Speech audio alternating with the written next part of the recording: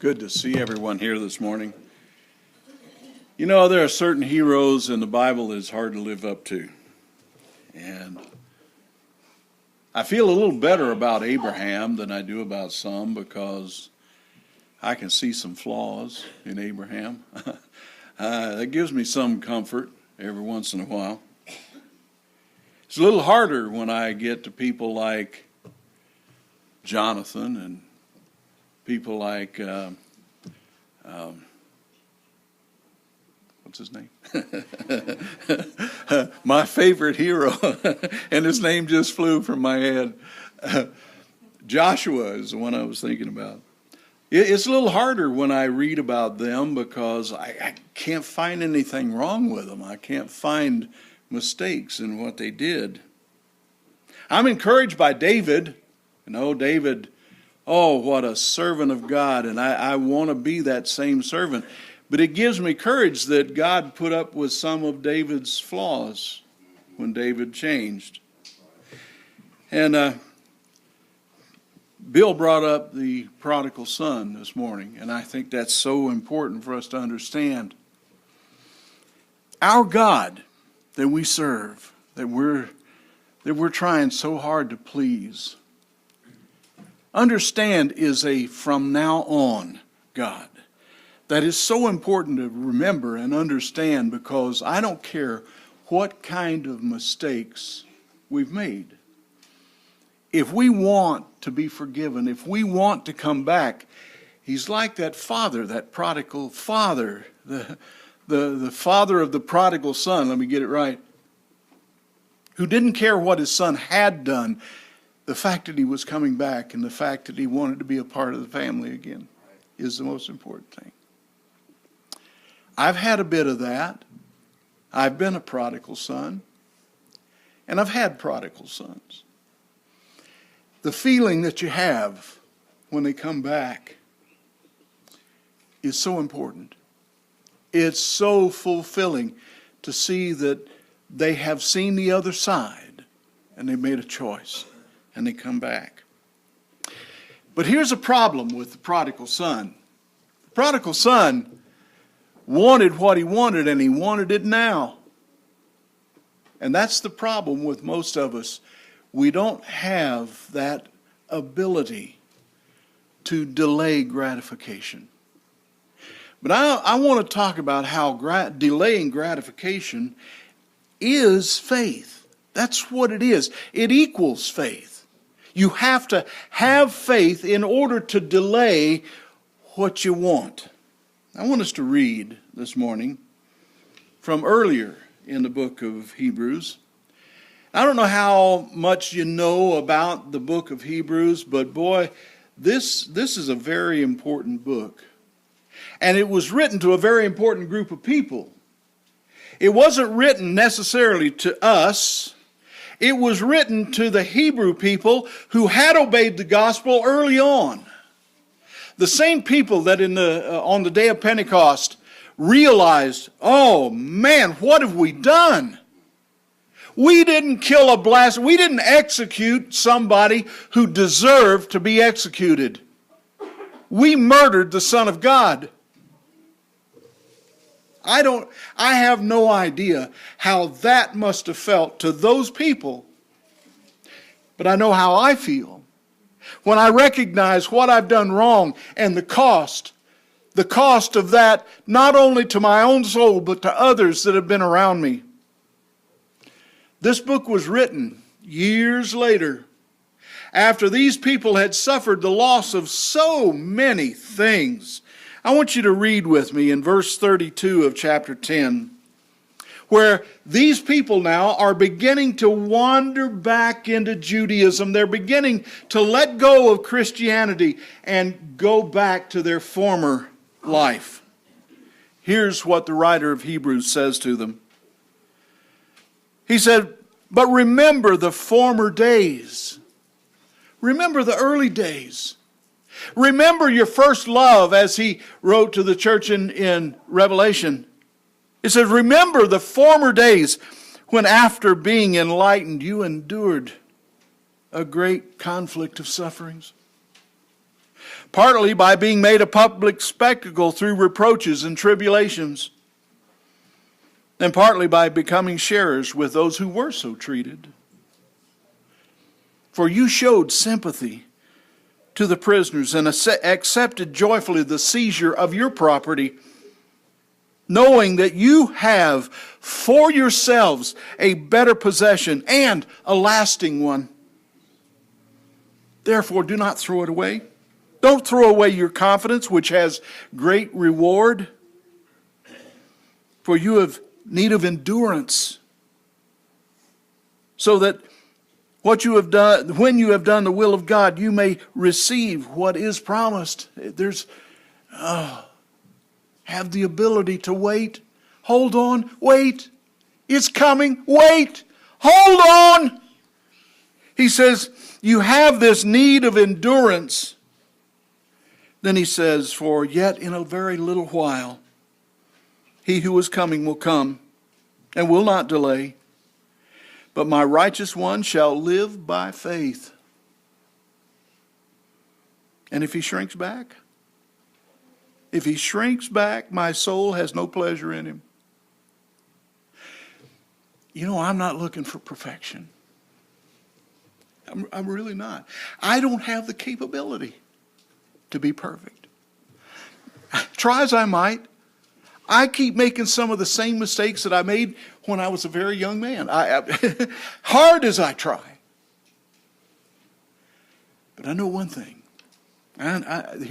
Here's what I am trying to do. I am trying for him to have pleasure in me. I want him to smile when he thinks of me. I want me to be in his eyes. I want me to be in his eyes like Daniel was in his eyes, because he looks at Daniel and he sends a message from Gabriel to Daniel and he says, "Oh, man of high esteem." That came from God. That message came from God, and it could come to me. He could feel that way about me. Here's the thing. He does not care what has transpired. What he cares about is my spirit today and tomorrow and the next day. It's not that he wants me, well, I guess he does want me to be perfect. But he doesn't expect me to. That's why Jesus came in the first place, because he knew we were not perfect. But I want you to see how men who have been, not men, people, need to get that straight in this politically correct environment. We're not talking about males, we're talking about people. Here's what he says, beginning in chapter 11. Now, faith is, you want to know what it means to have faith? Oh, boy, I'll tell you what, the religious world is gone crazy about using that word faith. Like it's some kind of a mental switch that you can switch on and say you believe in Jesus and everything's honky-dory. But we're going to read that that's not the case. It's not that he wants perfection. He wants loyalty. He wants us to want him to love us. In chapter 11, verse 1, it says, "Now faith is the assurance of things hoped for and a conviction of things not seen." It is very, very difficult to hope for something that you don't want. It's very difficult to hope for something that you don't know anything about. It's extremely difficult to have a sense of giving up everything for something when you don't even know what it is that you're waiting for. That's why I'm so disappointed when we don't have attendance at our Bible classes. Is it that everybody already knows everything? Because what we're talking about is what the Apostle Paul was praying for with the church at Ephesus. And let me tell you something about that particular letter. The letter to the Ephesians, I'm sure that it was a circular letter written everywhere. to everybody. But we found one that was to the church at Ephesus. Well, here's something about that church at Ephesus. Paul spent more time there than anywhere else in his ministry. And yet he's praying for them. In chapter 1, he says, I pray that the eyes of your heart may be enlightened. That's so important, that we have a knowledge of what it is we're shooting for. Years ago, there was some idiot that came up with an idea for business that he said, you don't take too much time aiming at what you want. You ready, fire, aim. And I always thought, how are you going to hit anything if you're not aiming at it? And how are you going to aim at something that you can't see, you don't know about? That's just lunacy. Well, here, what we have with Paul, he's saying, I pray that the eyes of your heart may be enlightened, so that you may know. And he's going to talk about three things. So that you may know, number one, what is the hope of his calling? What does that even mean? You know, I talk to people and I want to know, what do you think heaven is? The things that people think that heaven is. You watch television. Heaven is sitting on a cloud eating yogurt. I don't want to sit on a cloud and eat yogurt. I'm not spending my whole life preparing for nothing. And that's preparing for nothing. There's something very, very important in the future that God has for us. It's why all of this testing that we're going through. Are you getting ready to pass the test? That's the thing, because if you don't pass the test, Jesus said, if I can't trust you with a little thing, how am I going to trust you with a lot? That's what I'm talking about, this delayed gratification. Work for something and wait to be rewarded is what we're talking about here. So the Apostle Paul says, I pray that the eyes of your heart may be enlightened, so that you may know, number one, what is the hope of his calling. Number two, what are the riches of the glory of his inheritance in the saints. This is, that statement. Oh, you got to think about that for a minute. Because what he said to Daniel, O man of high esteem, God was saying to Daniel, I think a lot of you. The way it's actually worded, it's almost like God is looking up to Daniel. I know that's not the case, but that's the way it's worded. O man of high esteem. That came from heaven. Can you imagine having such an attitude and having such a character and having such a spirit that God admires you? Now, that's what Paul wants. That's what Paul wants us to know and understand. He says, I pray that the eyes of your heart may be enlightened so that you can know what are the riches of the glory of his inheritance in the saints. What God inherits out of this world. That's the faithful, the loyal, the ones who want to be pleasing in his sight. That's what that is. So when you understand that it takes a lot of learning to understand what God likes and doesn't like, that's why we read from the Old Testament. I know some of that is, it's hard. It's hard to figure out, why is that in there? Why in the world is that story in there? I want to tell you something about that. There's no filler in this Bible. None. Not one word of filler. Everything in there is for a purpose. To help us to understand how God thinks about two things. Loving him and loving each other. That's the whole. Have you ever seen any word, four-letter word, that takes that much definition? But it does. Because when you say love, how many people know what that means? Well, to us, it's got a whole bunch of meanings. But when you start talking about God and God's love, it has nothing to do with sex. Has nothing to do, well, has everything to do with everything else. Has everything to do with how much we're willing to sacrifice and wait for what He's promised. Let's get back. Well, there's one more thing that Paul talked about. He said, I pray that the eyes of your heart may be enlightened so that you may know, here it is, what is the surpassing greatness of His power, God's power, toward us who believe.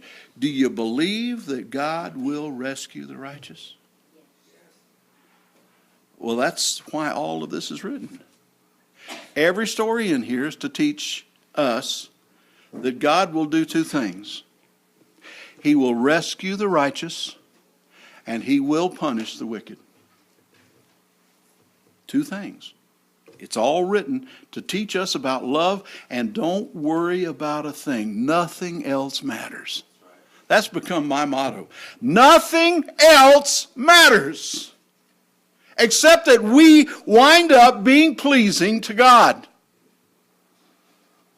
I wish I could have been pleasing to my own father, my dad. That has adjusted my thinking about raising children. Because I could not be pleasing to my father. It didn't matter how much I changed, I could not be pleasing to my father. I want my children to be pleasing to me. That doesn't mean that I expect them to do everything my way. That's the difference between us and God. God has perfect information for us.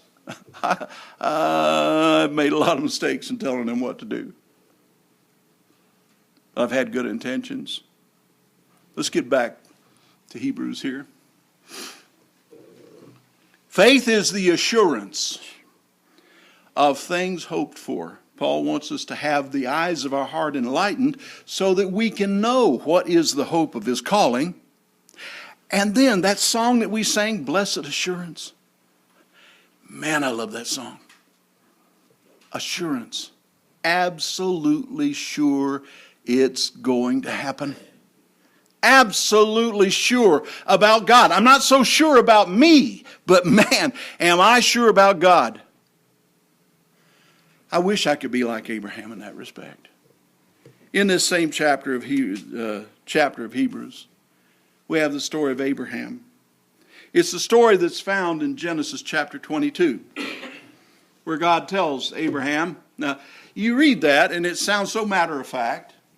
God tells Abraham, okay, Abraham, I want you to take Isaac, your son, your only son, the one I promised you, and I want you to take him up to a place I'm going to tell you about, and I want you to kill him and burn him on an altar to me. And Abraham says, okay, if you believe that, I don't know. I don't even know how to explain your mind if you believe that. The story is true, but it didn't happen like that. Because God had been promising Abraham since chapter 12. Promising him over and over and over again things that He was going to do for him. Abraham had to wait. He had to wait. And Abraham was willing to wait. No, not really.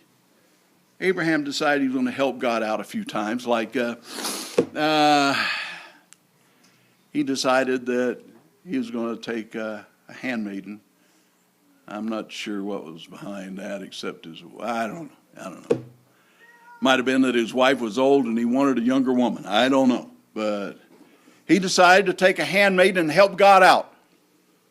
Well, the Lord made it clear to him that wasn't the descendant He was talking about. He promised him Isaac, and Isaac was the one. And he knew that. And God had never let Abraham down. Even when Abraham sinned and did things wrong, like he went to Egypt. And Sarah was a beautiful woman. And He's thinking, this is bad because we're going into Egypt and King Pharaoh's he's gonna want her and I'm her husband and he's liable to kill me. So he said to Sarah, hey, tell him you're my sister. Now, I know how long that would work in my house, even if she was my... Now, to be fair to Abraham, she was his sister. That wasn't against the law back then. She was his half-sister, but that wouldn't have worked in my house. That wouldn't have been anything that my wife would ever put up with for me to give her to another man to save my neck. Kind of shows the cowardly side of Abraham. On the other hand, that same Abraham took 318 men and went out and fought 5 kings and destroyed them because he trusted in God. Anybody want to explain that to me? I don't. That means that every one of us have the ability within ourselves to be a hero one day and a goat the next. So it takes this endurance that is being written about here. It takes understanding what we're looking at, what we're planning for, and looking at it and waiting for God to give us those things in the future.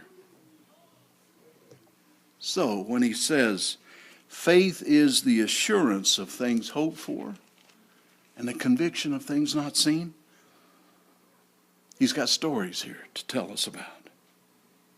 He says, for by it men of old gained approval. By faith we understand. Here's, if I could get you to do one thing. When you read the word faith, please try to put the word trust in there instead of faith. Because every lexicon you look in, trust is going to be the number one definition of that word. I listen or I read the word faith, and my mind goes everywhere trying to get a grip on what that means. But when you say trust, I know what that means. For by trust, men of old gained approval. By trust, we understand that the worlds were prepared by the word of God, so that what is seen was not made out of things which are visible. God took nothing and made something. Wow. That is started to say unbelievable, but it's not unbelievable. Because when we read it and we read all of this book, we trust in that. He says, by trust, Abel offered to God a better sacrifice than Cain, through which he obtained the testimony that he was righteous, God testifying about his gifts, and through trust, though he is dead, he still speaks. Abel is still speaking to us about what it means to trust in God. Let's go back to that story for a second.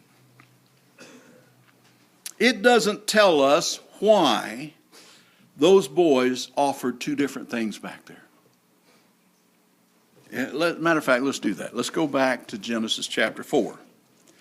Because this story, if you read it and you don't really know what's going on here, if you don't have the ability to go other places and understand this story, it's going to sound like God is just totally unfair. And I know that's not so. But here's the thing. It says, chapter 4, verse 1. Now the man had relations with his wife Eve, and she conceived and gave birth to Cain. And she said, I have gotten a man-child with the help of the Lord. It's amazing how many children are named because of the relationship and bearing children for someone. We'll have to talk about that sometime. It says, and she gave birth to his brother Abel. And Abel was a keeper of flocks, but Cain was a tiller of the ground. We got tillers of the ground. You know how many different jobs there are in this world? And a lot of our names come from the jobs that we have, like cope. That comes from being a cape maker. I didn't know that, but that's, did you know that? We are the descendants of cape makers. Now, If you're a carpenter, did you know that the Lord Jesus was a termite? That's what carpenters are called in the trades, a termite. That's not very complimentary, but I've been there. I've been a termite. Tin knockers. I mean, there's all kinds of names for people in the trades. A farmer, a sod buster. He's a sod buster, Cain is. Abel is a keeper of flocks. He's one of those guys that the cattlemen used to try and shoot. Kill all those people that have those sheep. Destroy the land. Well, Cain and Abel evidently had something said to them by God. I don't know how in depth the conversation was, but it says, it came about in the course of time that Cain brought an offering to the Lord of the fruit of the ground. Abel also on his part brought of the firstlings of his flock and of their fat portions. And the Lord had regard for Abel and for his offering, but for Cain and for his offering he had no regard. So Cain became angry, and his countenance fell. You ever seen somebody when they get dissed and their face just goes... They're mad, they're angry at the world, maybe angry at themselves because they know what happened and what caused it, but they're down in the dumps. That's what we call it. Their face is down. Then the Lord said to Cain, "Why are you angry? Why are you mad?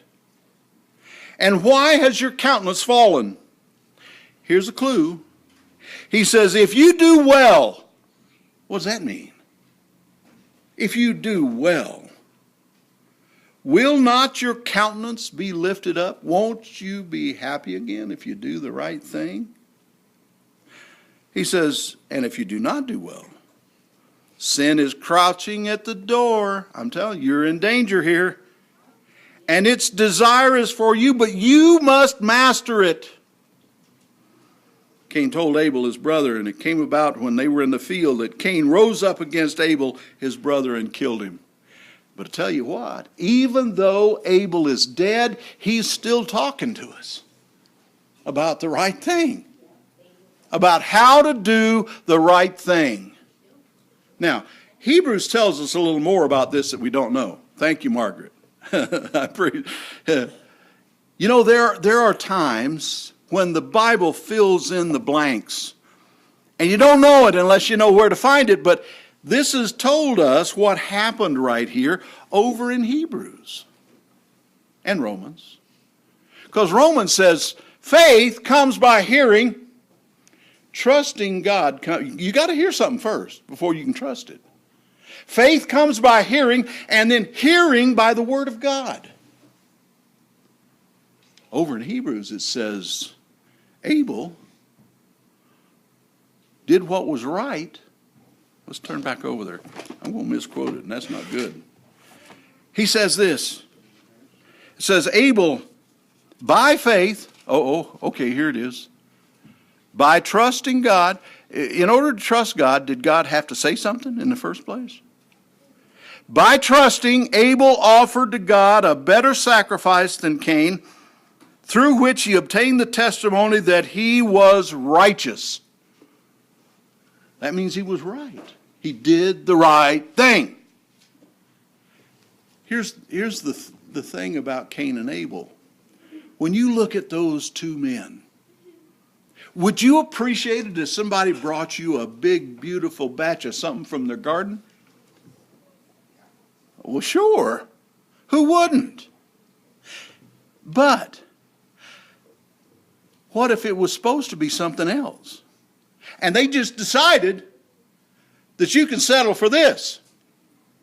Now, Cain had the absolute best turnips in the world. I know he had turnips. I know he had turnips because of this story right here. Because we have a saying that comes from this, and if you don't know the story, then you don't know why it was a turnip. Just like I know that the thing that Eve ate was an apple. I know it was an apple because of what happened. And a saying that we have that's come from somewhere, and it almost had to be from there. That is, that this in a man is an Adam's apple. When he realized the cost of eating what his wife gave him, it stuck right here, and it's called an Adam's apple. I know that this was a turnip because God said, give me an animal. But Cain had the most beautiful turnip. He had prize-winning turnips. I'm going to give you what I got, and I want you to be proud of what I'm giving you. But you know the problem with that?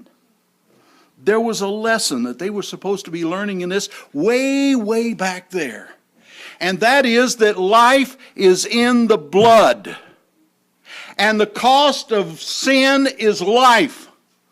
And all these animals that were sacrificed from the very beginning all the way up until Jesus was to prove one thing to us. Life has to be paid for sin. Abel understood, or at least Abel obeyed so that he could learn what the lesson was in those sacrifices. You can't get blood from a turnip. You ever heard that? I don't know where that came from. This is a pretty good explanation of it, I'll tell you. My wife had a class, a little kids class one time, and she was trying to teach them this lesson, and she brought in individual baggies that had turnips, little cut-up turnips, and little cut-up pieces of meat. And the kids took that home to their parents, and their parents saying, "What are you giving my kids bloody meat for?" Because life is in the blood.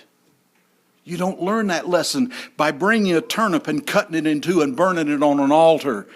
You learn that life has to be paid for sin. Abraham was told, bring Isaac, your son. Take him to a place called Moriah in chapter 22 of Genesis. Take him to this place called Moriah. And Moriah means a place where God will provide. That's the meaning of the word. I don't think there was a place until Abraham went there named Moriah. I think it became Moriah after Abraham went there. But here's the thing. He took his son there and he trusted in God. Do you think he slept well that night before taking the kid the next day? I can't imagine sleeping, knowing that I'm about to do something that just goes against everything I believe and I think, to offer my son as a sacrifice. That's what all the people of old were condemned for, offering their children. But God asked him to do it. So Abraham goes. And he takes this boy with, I don't know how old Isaac was, but he was old enough to think. He said, "Dad, we got the fire and we got the knife. Where's the sacrifice?" And then's when Abraham told him, we're going to Moriah, the place where God will provide himself a sacrifice. Now that can be taken two ways. That can either mean God will himself provide a sacrifice, or it can mean God will provide himself a sacrifice. And it was both, actually, yeah. So when they get there, Abraham's already reasoned this out. I want you to go over to chapter 17 of Hebrews 11. By faith, by trusting. Abraham, when he was tested, notice it's tested, not tempted, offered up Isaac.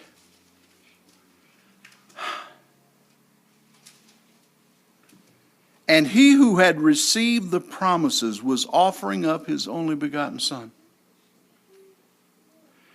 It was he to whom it was said, "In Isaac your descendants will be called." He knew it was that boy. It wasn't some other kid. It was this one. It's the one God told me to. How I can just see him rolling over and over in bed thinking, how in the world is this going to work? God promised me. He promised me. But here's the thing. God had never let him down. Even when he did what he did there with Pharaoh, offering his wife, that happened twice. And every time he did something like that, God blessed him even then. He came out of Egypt a rich man because Pharaoh was scared to death. Because God had said, this is my friend, don't you do what you're about to do. Same thing with Abimelech later on. The same thing happened, and God blessed Abraham even when he was wrong. Here's the thing that I come to with this. It's not blind faith that Abraham had. It's educated faith. It's faith with the eyes of his heart having been enlightened. He knew what to expect from God. If you don't know what to expect, how can you do it? How can you do it? Here's what it says. By faith, Abraham, when he was tested, offered up Isaac. He who had received the promise was offering up his only begotten son. It was he to whom it was said, in Isaac your descendants will be called. Here's how he did it. He considered. Abraham considered. All night long, after the command, Abraham considered. What did he consider? He said he considered that God is able to raise people even from the dead, from which he also received him back as a type. In Abraham's mind, you know how it's a sin to commit adultery with a woman in your heart? If you've already done it, if you've already figured it, you've already planned it, you've already in your mind done it, you're guilty whether you actually perform the act or not.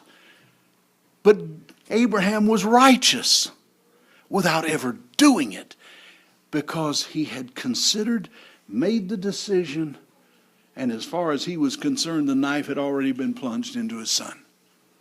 God stopped him. God stopped him. Still true to us, God stopped him. But Abraham received him back from the dead. You know the beauty of that story right there? Is that very place where Abraham built that altar on the side of a mountain called Moriah that was named that because of him, was the mountain outside the city of Jerusalem where the very sacrifice of Jesus took place.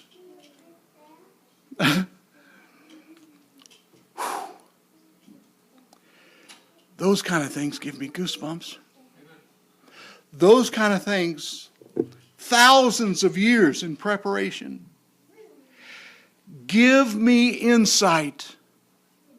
Enlighten the eyes of my heart so that I know these things are true. Whatever God promises me will come to pass. I just have to learn to delay my gratification. The old saying, a bird in hand is worth two in the bush. Don't you believe it? Because we're talking about giving up something so temporary as this life for an eternity of responsibility and goodness from God. Are the eyes of your heart enlightened? Do you know what is the hope of his calling? What it means to be God's inheritance out of this world? And do you understand the power that God has to give to us to make these things come to pass? If your life's not right with God today, we pray that you'd use this opportunity. Make it right today. Come back to God. Be that prodigal person. Come to God and let him give you from now on. From now on. Won't you come while we stand and sing?